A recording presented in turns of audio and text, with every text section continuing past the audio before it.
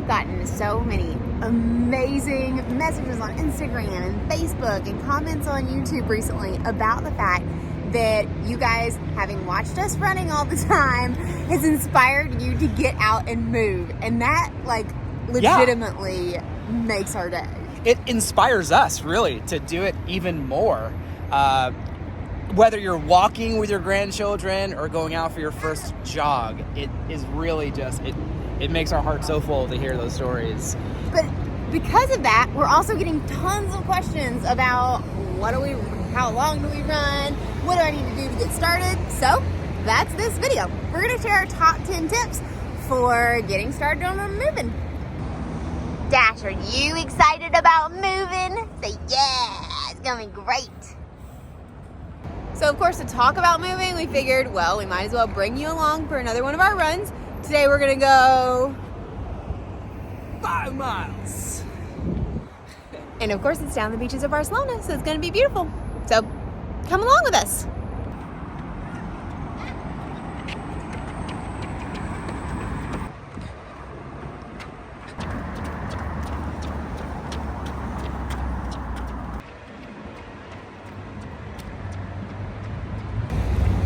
Let's start with our number 1 tip, and that is, in the words of a Chinese philosopher, the journey of 1,000 miles begins with a single step. Now, on day 1, you might not be running 10 miles. I couldn't run a single mile the first day I started running. Same, yeah. I mean, I recall back to my very first run, and I think I made it 0.7 miles, and I was so gassed that I was like clutching my knees bent over, so winded. It's amazing to think back on that day, but really, it doesn't matter how far you go on your first few runs. It's just about going, yeah. So listen to your body, don't overdo it, and really for the first, I would say honestly, the first 2 weeks, just get out there and get moving and get used to the cadence of getting out there and exercising. That's our number 1 tip.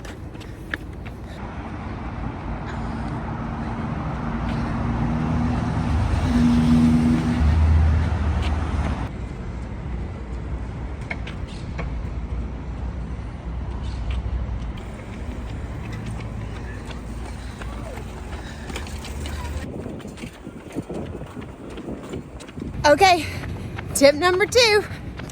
Ready, set, let's go.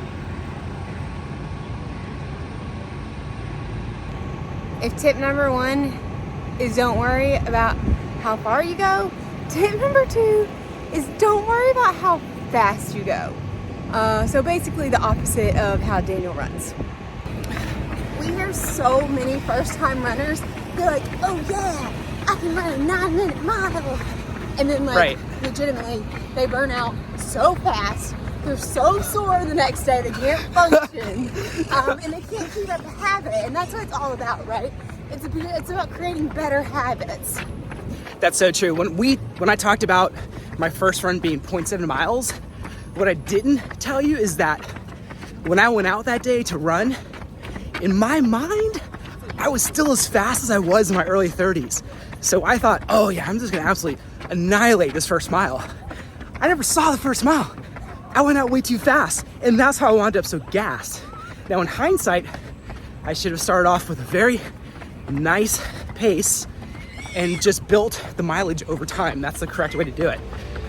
Because, let me tell you, whether you're an elite runner or a first timer, there's no shortcuts to cardio.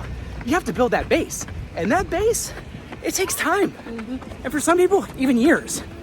So don't be discouraged by the fact that you're not as fast as you were in your 20s. You might be able to get back to those speeds, but it's gonna take you some time. And that's okay. That's okay. That's part of the journey.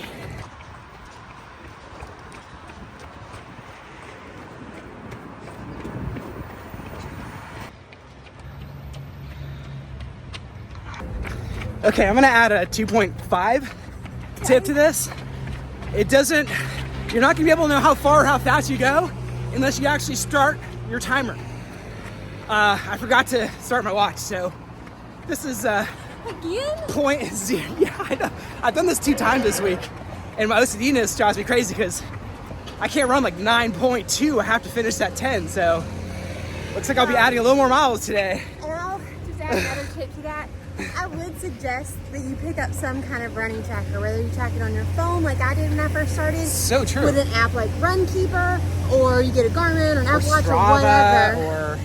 Because it's going to help you see your progress, which is super motivating. And a lot of those apps give you... Light screen.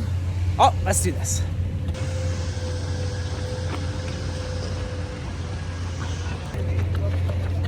And besides having all the historical data with your watch or your phone or whatever app it is that you're using to track, a lot of them have built-in training programs as well.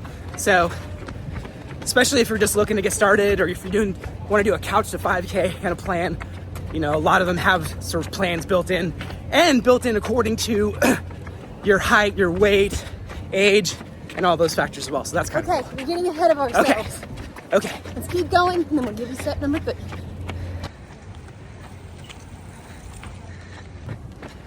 The number 3 tip, which I feel like all 10 of these are really important, but this is very important, especially if you're just getting started.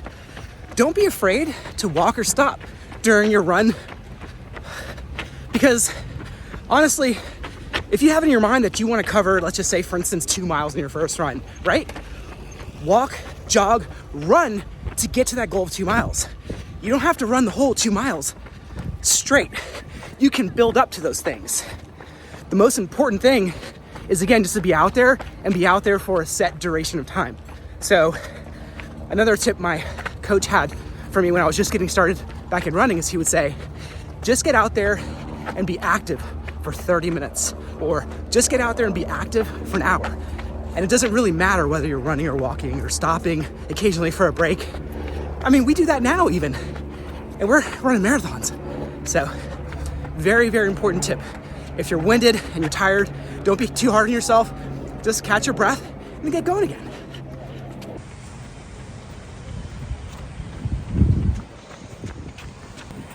I mean, this dude right here, does he look winded? No. Dash is at his resting pace, and he's gonna pretty much stay at that pace the whole run. Okay, tip number 4. And if you're a type A personality like we are, this one's hard, but promise it's valid.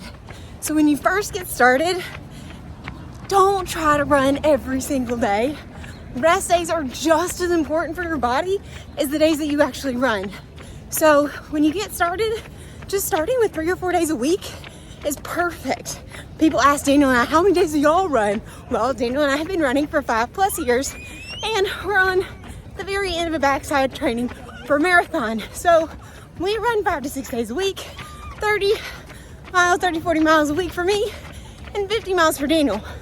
You don't start there. That's insane, and you will burn out. So just pick 3, 4 days a week and cherish those rest days.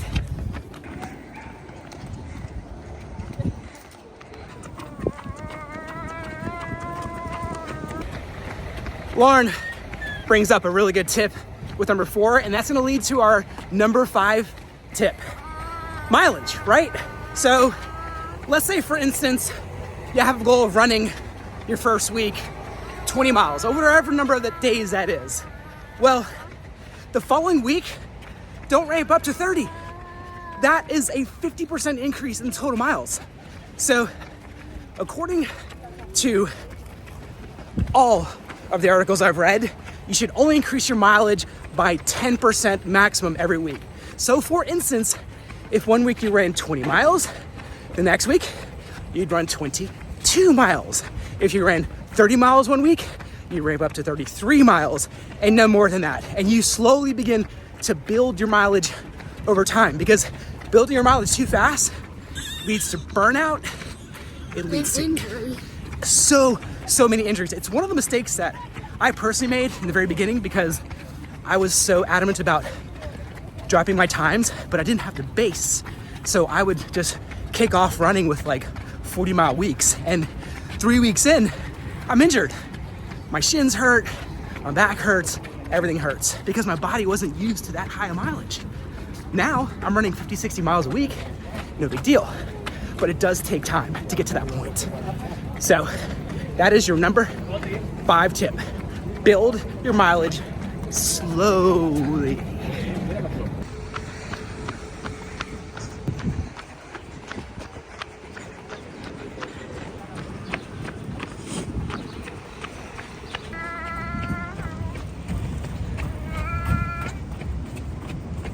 What was that, Dash?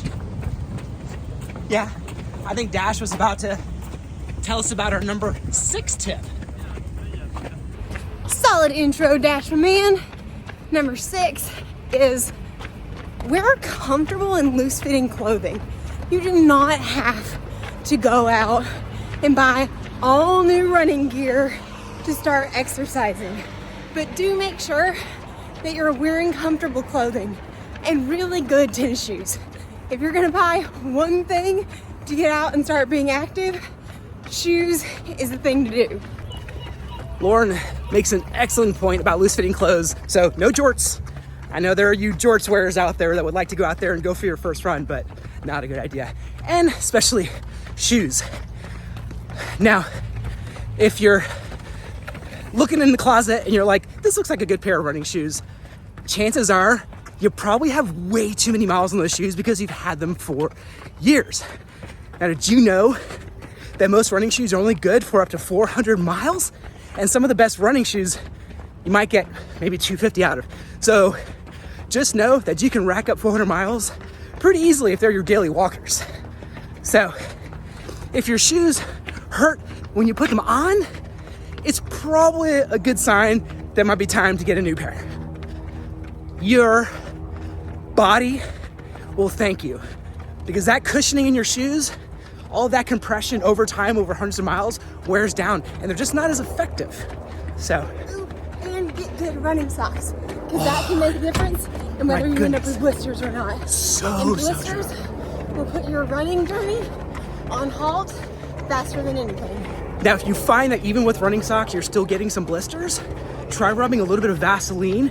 They make certain things that you can use, but you can put a little bit of Vaseline in your toes. That way, you get fewer blisters. That's right. I learned that from one of my runner friends.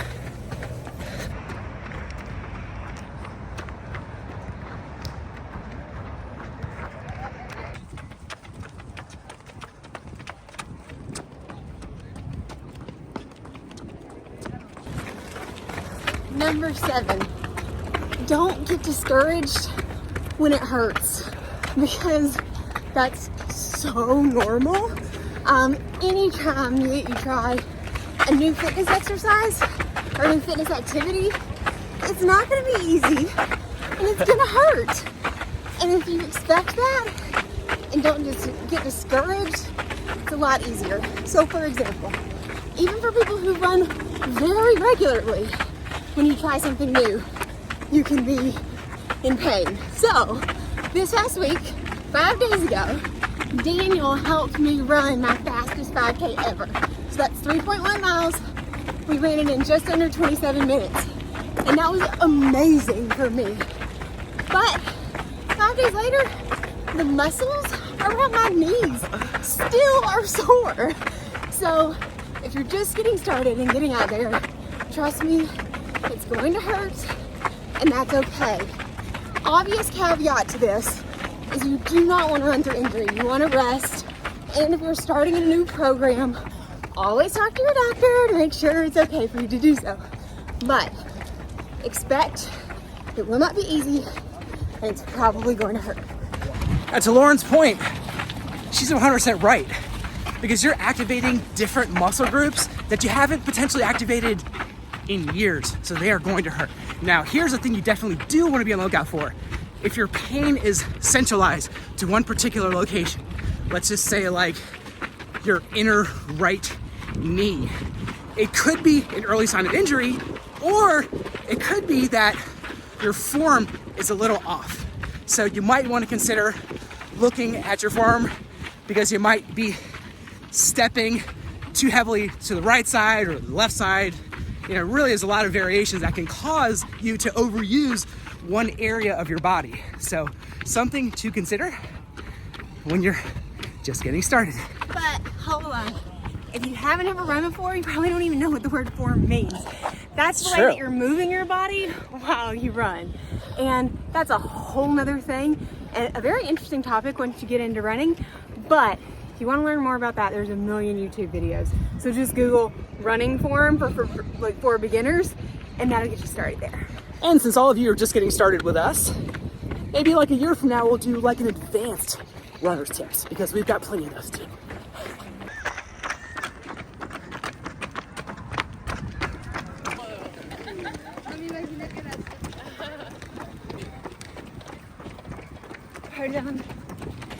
For a second there, I thought I heard Dash screaming like he pulled a hammy, which is a very good 7.5 tip. And that is, make sure you're stretching before, and most importantly, most people don't consider this, after your run. And that will help you prevent even more injuries. Dash, you wanted to take a little pit stop, right? Somebody was ready for a milk break. So we stopped, fed the baby, and now we're gonna just keep going. So it's all about just enjoying the experience. You wanna wave, Dash?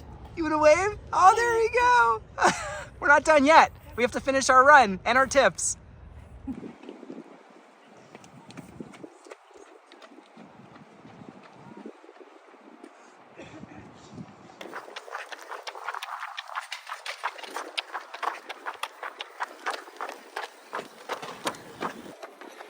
Tip number 8 is a very, very, very important one, especially if you're going out there on your own.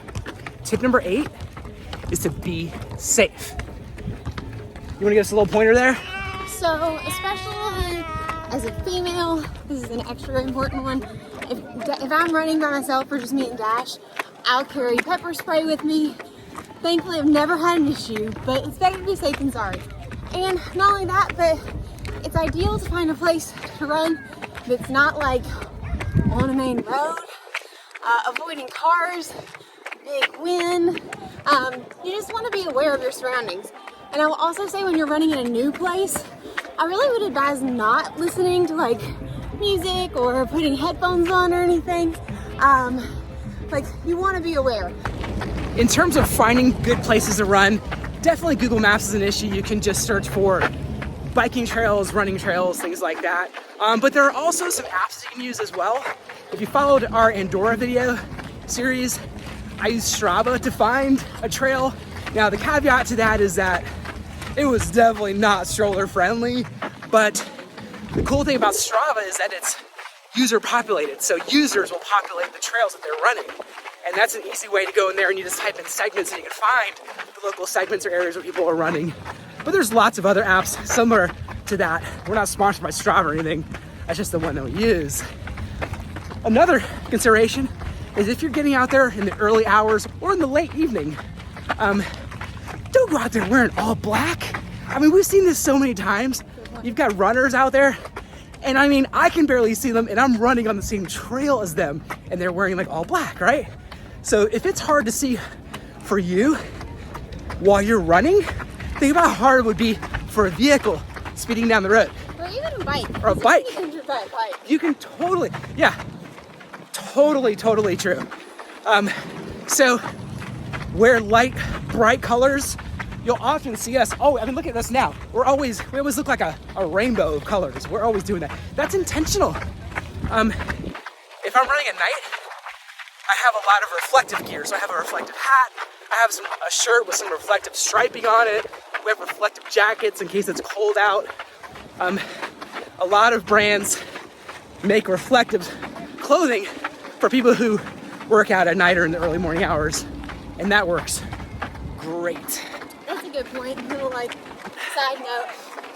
In the mornings and at night are really ideal times to get out there, because usually it's not as hot. You're just asking for it to be harder to run in the middle of the day. So true.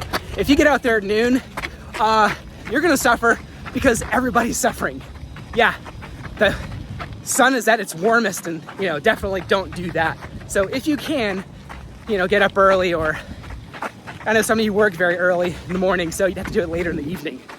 But like Lauren said, those are ideal times to get out there and to really just exercise.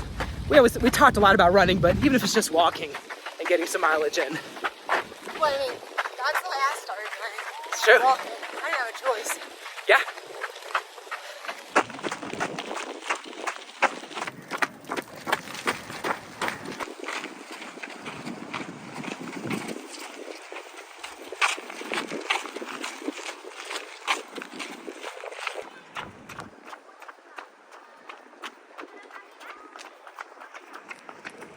Okay, tip number 9, and I'm really passionate about this one. You want to set a goal with some kind of reward that will get you pumped.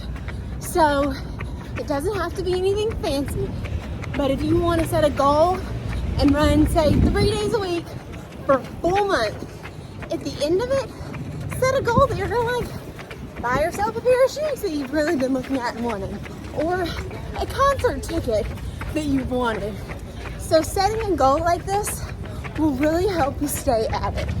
And strongly suggest getting an accountability partner to hold you accountable to that goal. So that way they can tell them what your goal is, tell them what the reward is gonna be, and then they can ask you how you're doing. So they don't even have to be a running partner. I mean, that's great if you can find one of those. But I mean, you didn't start out that way. At first, it was really just me running, and then you got on board a little bit later, so. Yep, absolutely. But setting a goal like that will really help keep you motivated. Only one thing I would say, caveat to that, don't set food goals. That's going to be counterintuitive to your goals as a whole. And, well, if you've watched a couple of our videos, you know sometimes I run for food. So that's okay, but food can't be your goal. Set something a little bit different. Make the goal a little more long term.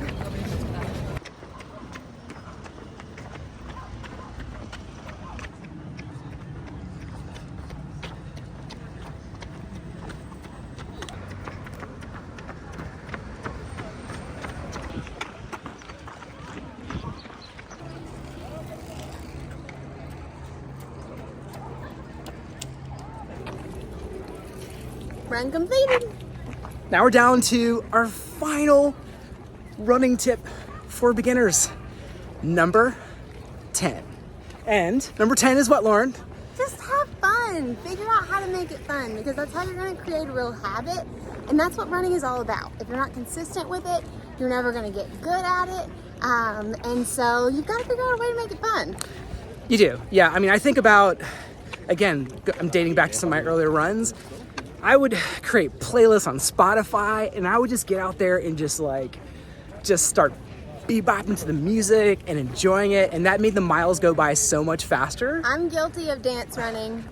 It's a thing. Right? Yeah. I think the hard part sometimes with running with music is you get like really jazzed up and you look down and you're like, oh yeah, I'm going way too fast. But I mean, that's just part of it, you know? Go fast, go slow, whatever. Just get out there. Because I mean, being out there is really the fun part. Finding a running partner, obviously if you can talk a spouse into running with you, that can be super fun. But if you can't, I mean, look for local running groups. Yeah. Yeah, maybe your spouse doesn't want to run, and that's okay because they're just not into it yet. But maybe they eventually will be into it. But in the earlier days, I had a running partner, and when I didn't, I would basically just go to like local run clubs. There was a club I joined earlier that started at a brewery and ended at a brewery. So basically you'd go for like a 3-mile run, you'd finish at a brewery, and then everybody would just hang out and have a beer. You know, it was very casual. You can also listen to ebooks. That's something that we do on a regular basis to make it fun. And that's a great like dual purpose time kind of thing. If you want to get a little bit extra stuff done while you run and work out. We use it as a way to explore new cities. So we're going to a new city. One of the first things we do is, I mean, you've seen us do this multiple times. We just get out there and just start jogging around different streets, and that's how you find all the really cool places too. They even have like on Airbnb experiences, a lot of like running or walking tours around different cities. Those are super fun and they're cheap usually. That's a great tip. Plus, that'll give you the ability to talk to a local in the area too, because a lot of those not all of those running tours are hosted by locals. So that's a great way for you to meet somebody locally, ask them maybe about their favorite restaurants and places like that, or things you should absolutely see while you're going on your little walking or running tour. Great tip. Yeah, absolutely. But yeah. At the end of the day, whatever works for you. You got a treadmill and you're gonna watch TV shows. We did that during the pandemic, so We did it's do just that. figuring out what works for you and making it fun. That's true. So, that is our top 10 list for people who are just getting started running or walking or exercising, really, because I think all of those tips apply. But till tomorrow, friend, make sure, if you haven't already, wander local this week. Because as you know, it's good for the soul. Bye, friend. You want to say goodbye to everybody? There you go with your churro.